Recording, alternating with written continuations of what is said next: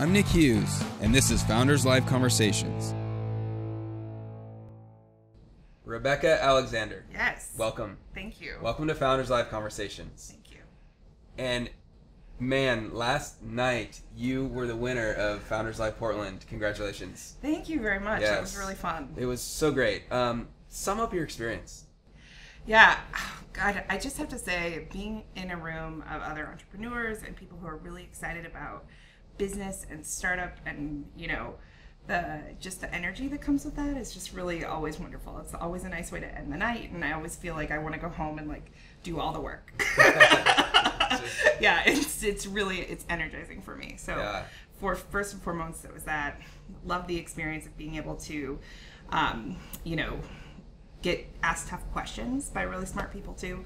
I think that's a really great element of the Founders Live pitch experience in particular. Yeah.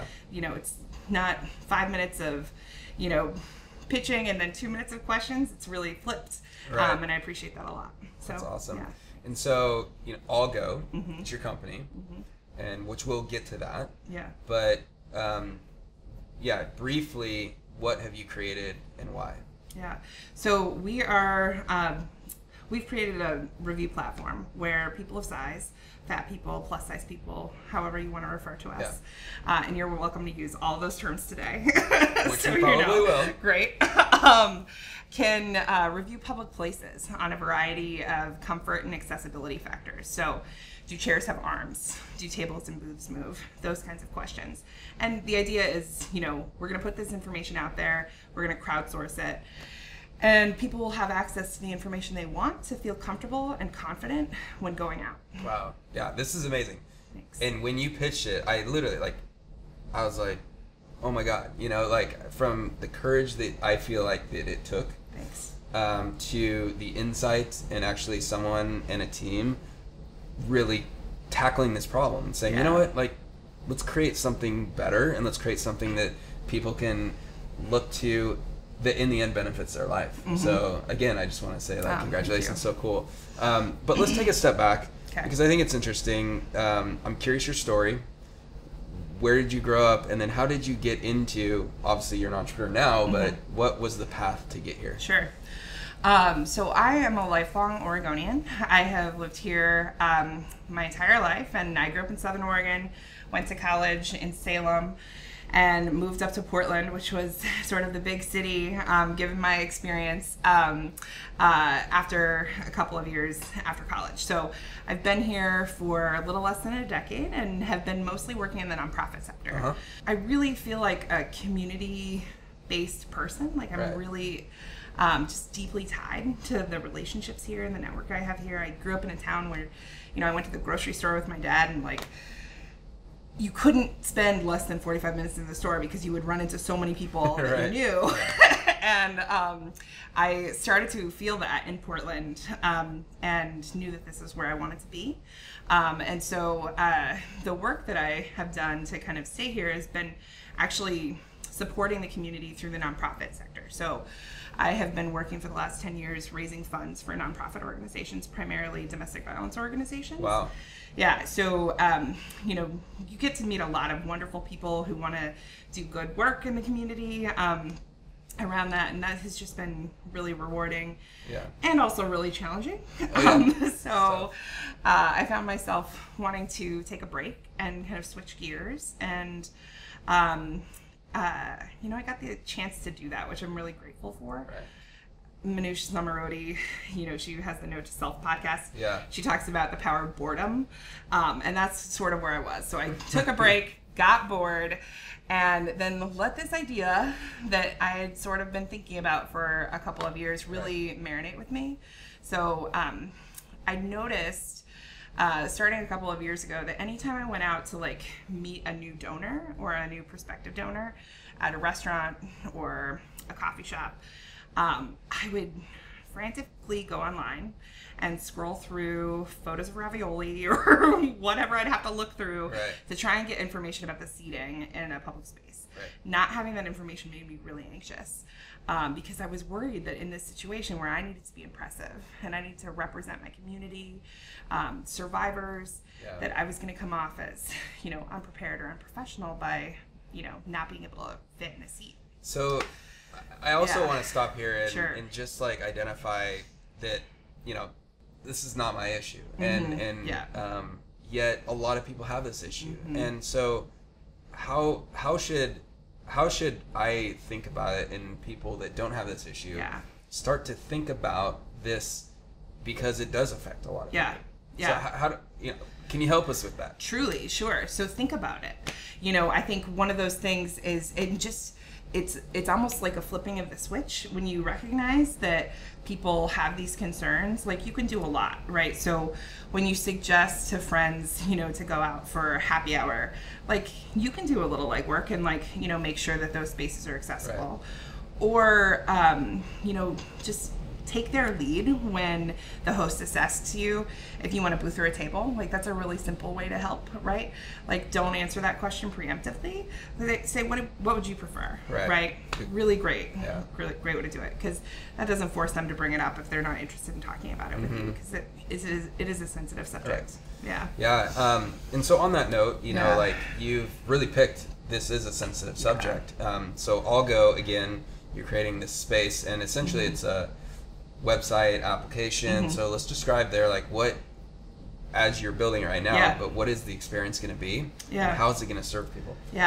So one of the things that we've learned is really important is the power of, like, the community providing the data. So it's going to be a crowd-based, crowdsourced platform.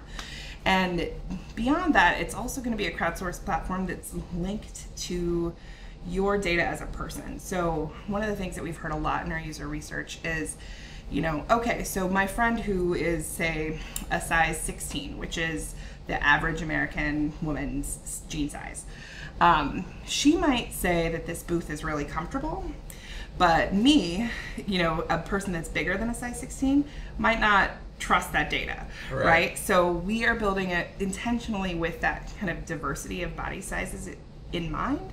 So when you log in, you're going to be asked to provide a little bit of information about yourself, including what your jean size is. Right. And from there, you'll be able to see what people say about the seating or other accessibility points in a public space are the same size as you. So that's something that's really important to the community. We want to make sure that we maintain. Right. So accurate data. Relevant data. Right. Yeah. And so, part of your pitch last night was around the Yelp for. Is there that? What's the future? Is it that? And then where are you going to go once you get more crowdsourced, peer-reviewed data? Sure. What's next? Yeah. So, this community is very large, and I mentioned this last night. I'm just leaning into the puns with this company. Like, that's the easiest decision I've made. It actually, it makes it fun. Yeah, it does. Yeah, so it's a huge market. It's a huge market, and we are relevant as consumers to any industry. Yeah. And we show up and we spend money at all types of public spaces. So we want to provide this information in a way that our users drive, and we also know that there are specific things that they really want. So in almost every conversation I have, airlines come up, right? Theme parks come up. Yeah. So there are ways where data doesn't necessarily even need to be crowdsourced, but needs to be curated in a place that's easy and accessible to serve those communities. So imagine, a special kind of paid feature on an application, if you will, to log in, and when you go to Disneyland in California, like, you can say, okay, this size or this ride in this part of the park is, accessible for people with this jean size and above. Yeah. Like, those sorts of, like, really easy to access data points. And so from an information standpoint, that's one of our future trajectories.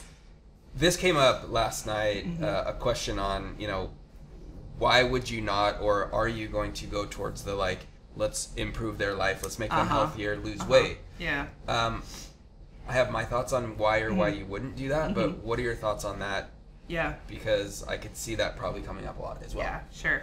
So I think that people that ask that question, really are coming at it from a positive place, right? Like, we want our companies, especially in Portland's startup ecosystem, to be managing to multiple bottom lines, and oftentimes we want one of those bottom lines to be a social impact, right? Bottom line, where we're doing good in the world, and that's certainly something that AllGo has in our sort of point of view, or in our eye, like it's our intention. And what we are really clear about is that we are going to help people live their best lives, and that part of that comes from accepting their bodies as they are, and making sure that they have the information they need to feel confident and go out more. We know that like that experience of, you know, positive social interaction has health benefits that, you know, can combat a variety of, you know, illnesses, both from kind of, you know, physical ailments as well as mental ailments. So fights off depression, dementia, like let's get out more, and let's this is going to be helpful for people to do that. And I think it's a great stand. I think it's important that you have put that out there, because who am I to tell you how to live, actually?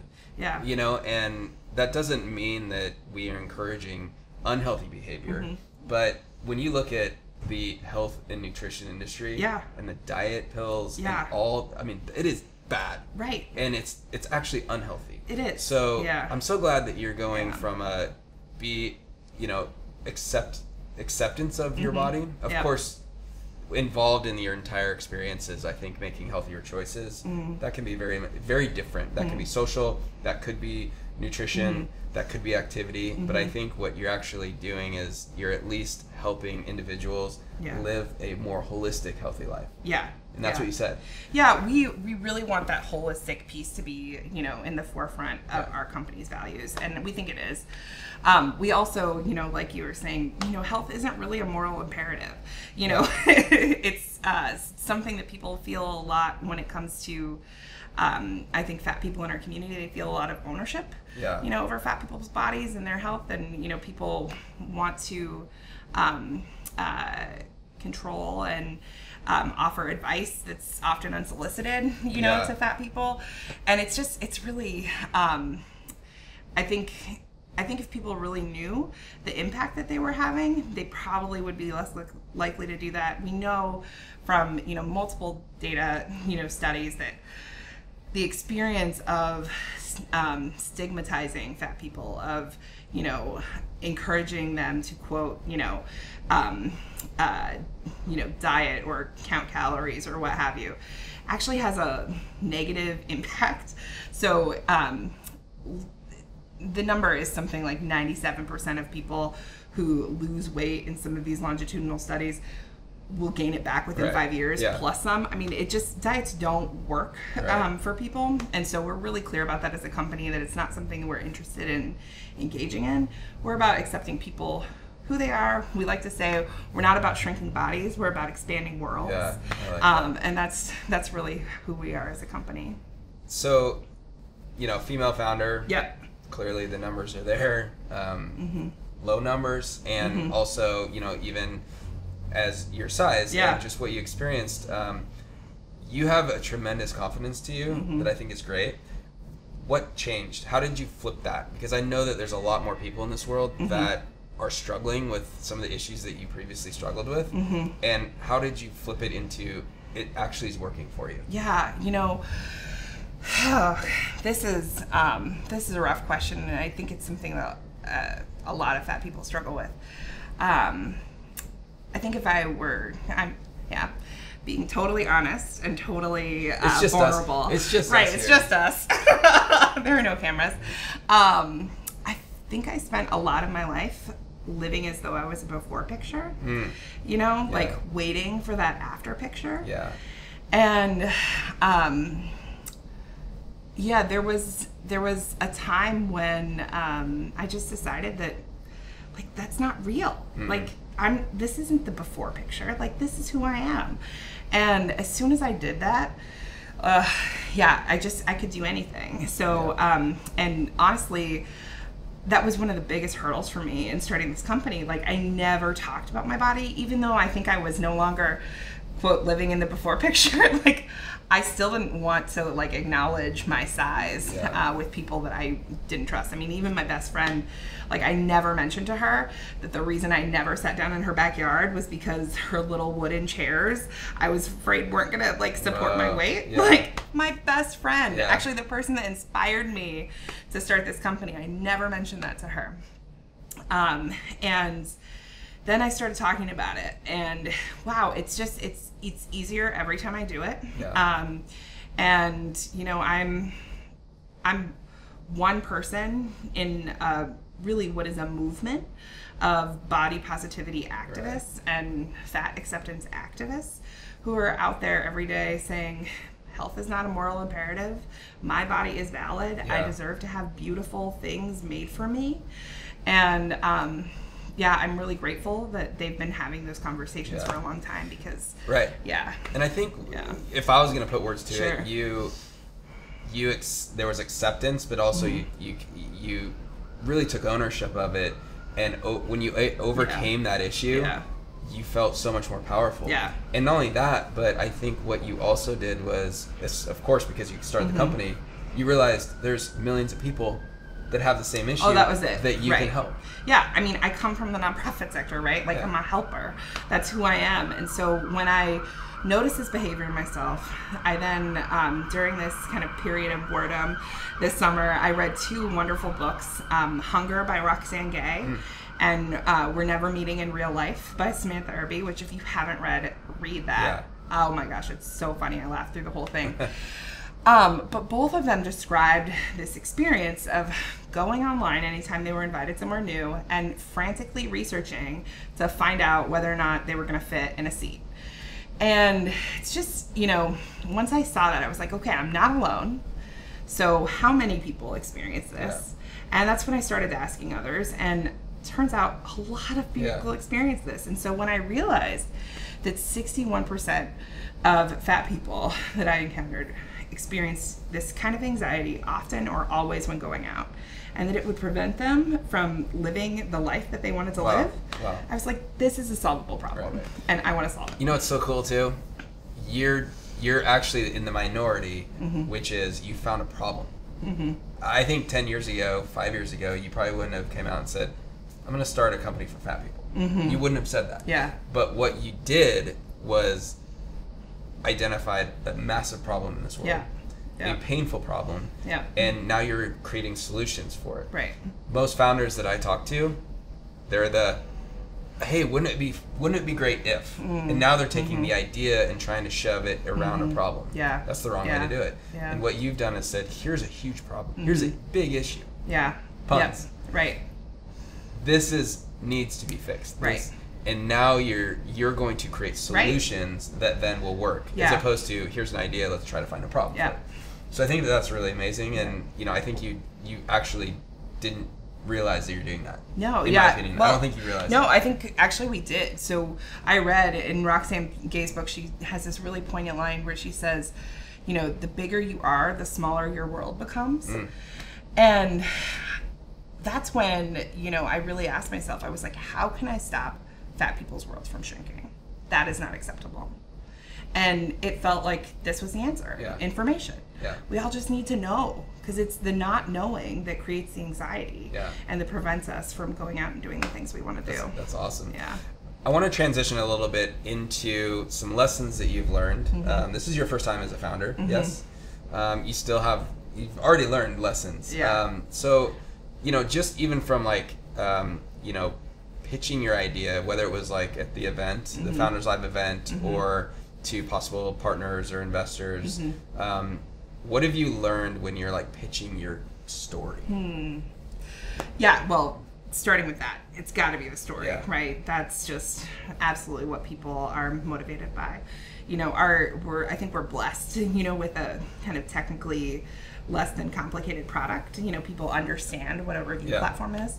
We don't have to explain the mechanics, but truly the thing that I think resonates most with people is that human experience of, you know, maybe something they haven't encountered before, or something they have, and just watching somebody else share it is. Right. Really so you're saying story, like tell the story. Tell the story. really wrap in, emotion. Clearly, this one's emotional. Right. Don't dive into the nitty gritty of how the product's gonna work. How about finding a co-founder? Yeah.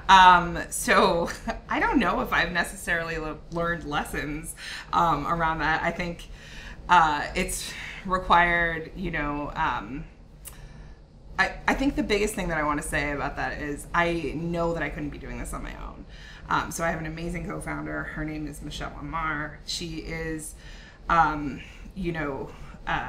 really great compliment to me in that we balance each other both professionally and in terms of our skills, but also our work habits. Like, I think, the two of us working together are going to make a sustainable company where it's a good place to work for people. And if left to my own devices, that wouldn't be the case. Because I think I'd probably be like emailing it till 1 a.m. 1 a.m. morning. How did you meet? Like, how did you find this person? One of the questions I get most often is, how do you find co-founders? Where did I find a technical co-founder or a business co-founder? So how did you find So Michelle and I met on a networking date, sort of a blind setup networking date. We had coffee together, and I was actually on my way to a networking meeting where or a networking event where there were going to be 100 potential technical co-founders for me to like schmooze and see if I could find somebody that wanted to start this company with me. And I wasn't even necessarily thinking that my meeting with Michelle was going to result in that. But she really leaned in when I started talking about AllGo and the idea of meeting the needs of, this underserved market. And she is not a plus size person herself. So I think to a lot of people, she wouldn't have been an obvious selection. But she is really committed to having, kind of people having dignity in the world and all people deserving, equitable access to products that are designed with their bodies in mind. Right. It's such a simple idea, but it can be a controversial subject, and she is all on board. And so we met. She leaned in. I remember I was wanting to launch a survey, and she's a user experience expert, and so she offered to kind of take a look at the survey and Google Draft, and then she said, you want to get together, in a week and we can see how, things have gone. And so we met like once a week and kind of did a little bit of emailing and homework, if you will, in between. And after about a month, we had what I call our DTR, where essentially we said, what are we? Would you like to co-found this company together? And she was like, yeah. And so it was just, it's trusting, it's finding a person that, you can work with, all that. That story is great because you took some time. I think, things like hackathons are great. You can meet a lot of people, but what happens is you smash together this team in one weekend, and now they're in a like, vacuum. Right? It's not real life. It's not real life. So now we're going to be co-founders. Right. And you don't know. So any founders listening, take the time. Get to know the person, figure out if there is synergy and if they're complementary skills. Not just skills, but like work preferences too, and like get clear about that. I mean, that's something that we, having been professionals for as long as we were very self-aware about our own working styles, and we were able to communicate with one another about that in a sort of egoless way, and that's really important. How did you go about getting feedback from your target market, doing surveys, doing market research? How did you guys go about that? So we did quite a bit online because that's really, our product is going to be an online company. So we were like, all right, let's see where people are. And, the plus size blogging community is really big. And, people are, they've built amazing followings on Instagram and other forms of social media. So they shared our surveys where we were, asking questions about what types of venues do you want this information about? Would you use this product? How do you feel when you go to new places? And so we started there, and then we dug a little deeper with Michelle's leadership in some focus groups that literally occurred in my dining room. Thank you to all of those friends who showed up. We really, we talked about, like, how do people talk about your body? Yeah. Or how do you talk about your body? And what products, do you feel like get your body and understand your body? And then we also talked a little bit about, what companies broadly, more than just products, because sometimes people will say, oh, I really like this pair of jeans, or, this is great. But then we talked about what companies really people felt like got our body or got their bodies. And that was a quiet question in our focus group. Interesting. Which was really interesting to us. People didn't have very much to say. Yeah. There aren't a lot of companies out there, or brands, if you will, who aren't in the apparel space in particular that, say, I'm here, for fat people. Do you think that's going to change? I do. Yeah, I do. I think, it's already changing. There are companies who are designing products. They're recognizing this market. They're designing great products. There's a company, I don't mind repping it all because what I think they're doing is amazing. It's called Big Fig Mattress. Oh, wow. For bigger figure mattress. They're building a mattress that's designed with fat bodies, which is so simple, right? It's like, of course you would want a mattress that can support more weight. It's a very sort of equation-based idea, right? Mm-hmm. And so they've got 16 times the springs as a traditional mattress. It's just like, this makes so much sense, right? And so fat people can go and spend, a moderately larger amount of money than they would on a traditional mattress, and get a mattress that's going to last just as long as if you went out and bought a mattress, which is solving such a huge problem. So I'm gonna bring it back to the question that you asked your users, which I'm just gonna say it. That's the future of your brand. Is if no one can name, or they have a really hard time naming brands that are mindful of this issue. I see a potential future of wrapping some of that in, whether it's a marketplace, network, that sort of thing, partnerships. You can. That's what you can do, and I think you can really change this. Okay, so we want AllGo approved everything. AllGo, So we plan to be a validator, for this community. Okay, last question. Mm-hmm. What would you be doing if you weren't founding and building your company? That's a good question. So I would be a writer for SNL. That's like my dream job. I can tell. Yeah. I think I'm hilarious. As do I. I read the news and listen to lots of great, funny people on podcasts and in that show, and I would love to do that. So do you find yourself kind of creating skits on your own? You're almost like, God, that would be such a great skit. No, this is a total what if, because I'm not actually a hard enough worker to get the skits done. You don't have I don't. I actually really like doing the kind of it's funny. Okay. Yeah. Favorite skit? Ooh. Okay, so the one that was right after the 2017 election, where Chris Rock came in and he was a guest star on SNL, and he came into the living room of all of the kind of white liberals, and there was one other black character on the show, and they were just talking about all the white liberals were like, oh, we never thought this was going to happen, and they were so shocked, and Chris Rock was just looking, deadpan at the camera saying oh yeah, I saw it coming. That was my favorite skit. It was really great. That's great. Really comedic genius. Well, Rebecca, this has been awesome. Thank you. I'm so happy that you won. I'm so happy that we were able to chat. And for anyone watching, AllGo, is it allgo.com? CanWeAllGo.com. CanWeAllGo.com. Yes. Mm-hmm. And sounds like a lot's coming out this summer. So. Thank you. Yes, indeed. All right. Indeed. Well, enjoy your day. Thank you very much. Yeah.